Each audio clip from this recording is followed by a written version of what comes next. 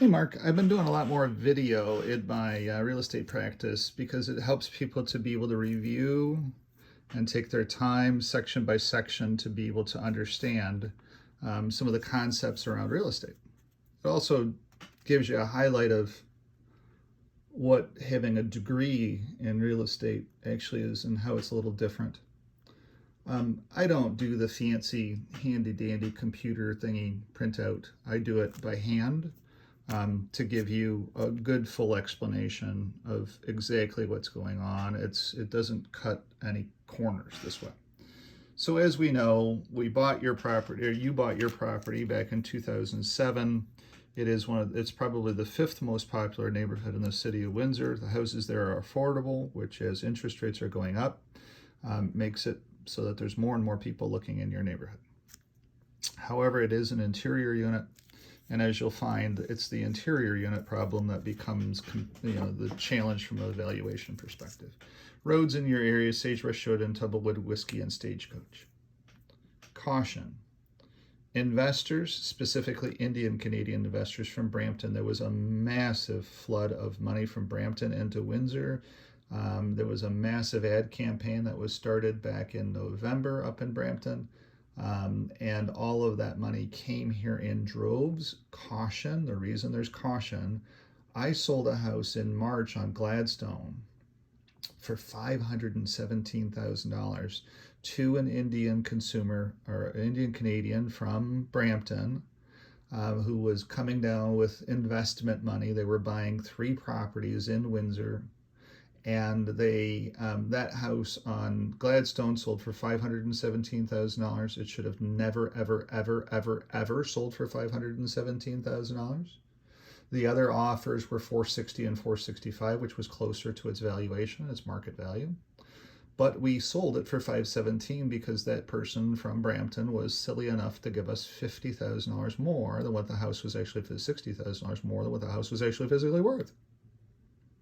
So we took $60,000 of their money happily, or the bank's money happily, and the house is still currently sitting vacant. I don't know how the mortgage is getting paid. I don't care about any of that. I sold the house. However, you need to be cautious because there was massive money that came in here, and you're going to see that in our data down here, that is now gone. It's not in our market any longer. They've lost a lot of money investing in the city of Windsor, because it came in at the top of the market, and then the market started its correction, which we're in now. A market correction is anything that is 10% or less. We are in a market correction. We're in a market correction in the stock market. The stock market's down from 36,900 down to 30,900. That's a correction. The real estate market is doing the same thing in the city of Windsor. Houses on average selling price in Windsor is down about 10%. It's down a lot more in a lot of other areas, but we are in a correction in the city of Windsor's real estate pricing. So, knowing that information, you can see that play out. In March, there was all of the units that have sold recently are exterior units. Let's go there. There's no interior units that have sold. So in March, 671, April, 660, May, 655. There are 2 units that are currently for sale, both of them exterior units. One's listed at $399,900. It's been on the market since the 13th of July. One is listed at $499,900. It's beautiful and stunning. This one's got a tenant in it, by the way. This one's beautiful and stunning, and it's been on the market since July 7th. You'll notice that days on market in your neighborhood are increasing because we are in a correction. It's just harder to sell a property right now. That's all it is. Correction. Pricing point matters. All of that stuff. So, page 1. Pretty simple. Pretty straightforward stuff there. Caution. Days on market are climbing. Investors are out. There's no investors coming into your neighborhood right now. They're just not. Market is adjusting. And you have an interior unit. Valuation. There's nothing to compare to recently. So when somebody did a market analysis of your property, you can throw that out the window. There's nothing to compare your property to. I could have gone outside of your neighborhood to another interior unit and given you some kind of an idea of what those units are selling for. However, as soon as I step out of your neighborhood, I'm into a less popular neighborhood and pricing points are different. They're considerably different. So it's not fair for me to go step outside of your neighborhood and say, look, these other interior units have sold for this. Because as soon as I step out of your neighborhood, those interior units are selling for less. You're in the neighborhood that everybody wants to live in. You're in the school zone that everybody wants to be in. So that's the benefit of your property, especially now that investors are out. So what do I think? I think that we should bring it to the market somewhere between $429.9 and $449.9, that it needs full video, which I will do at my own cost. I will walk through the property, introduce the property to the market, put it out on my YouTube channel, and people will see it in droves.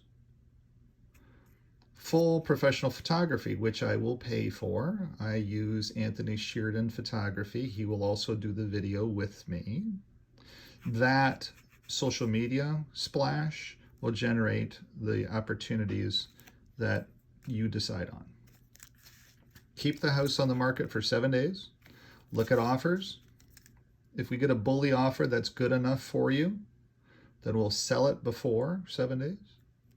But you decide then on an offer that you like. My goal then is to get you a stack of offers, and that you pick the one that's the one, and it might not be the top one. Might be the second one, might be the third one. You'll decide off of the offers what to sell your house at.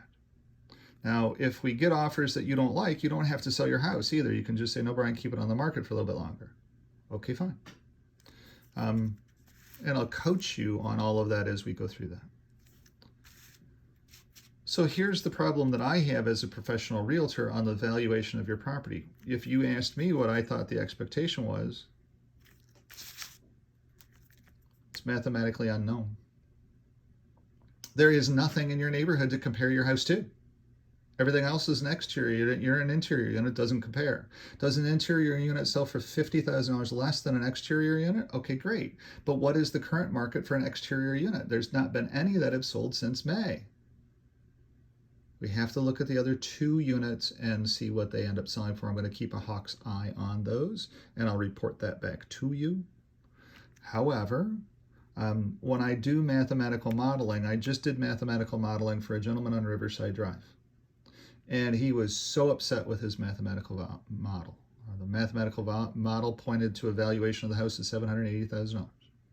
And he said, why in the hell wouldn't my house be worth $1 million on waterfront Riverside Drive?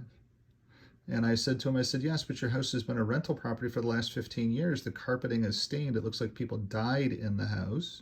The bathroom is filthy dirty and needs to be completely rebuilt. And the kitchen is pulling away from the walls. Your house is only worth $780,000. It just is what it is.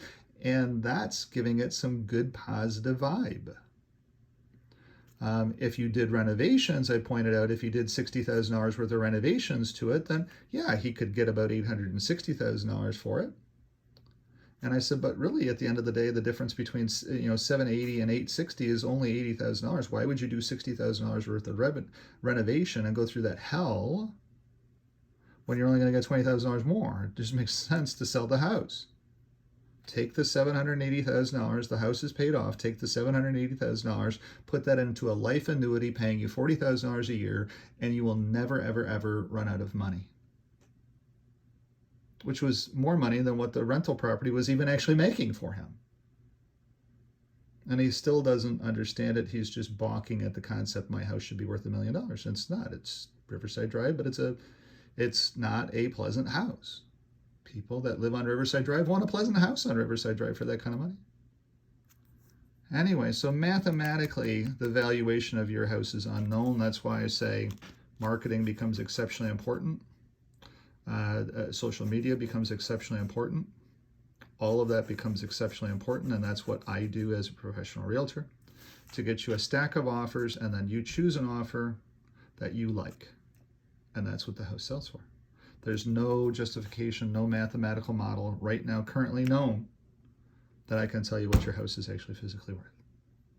We'll look at those other two that sell, and I'll keep you posted on those. And we'll try to derive some kind of valuation based upon what those sell for. But the market in your neighborhood is correcting pretty fast. And I believe that those units that are currently for sale will either be canceled, or they will be selling for considerably less than what the number was in May. But we'll see what that data is and go from there. Thanks for watching. Just wanted to share this video with you. Looking forward to your listing. I know I'll be able to knock it out of the park. It's in a really, really great neighborhood, and all I need to do one of these days is to come in and just view your property and sit down and spend a little bit of time with you on that as well too. But we'll do that around your schedule. You can let me know that. Thanks for watching. Looking forward to the listing. Have a great day. Bye-bye.